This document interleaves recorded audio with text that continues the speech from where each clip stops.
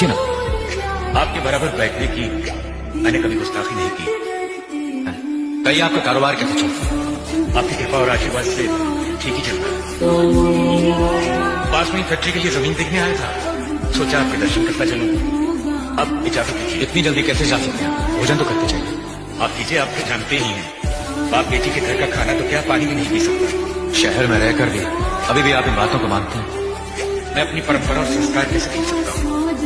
आखिर मैंने इसी मिट्टी में जन्म लिया है। कम से कम बेटी से मिलकर उसकी कुशलता तो पूछ लीजिए।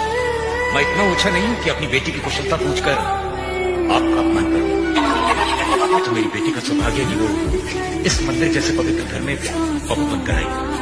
आप तो उम्र में बड़े हैं ना, किससे किस तरह की बात की जाती है, इतनी तमीज तो आपको आनी चाहिए।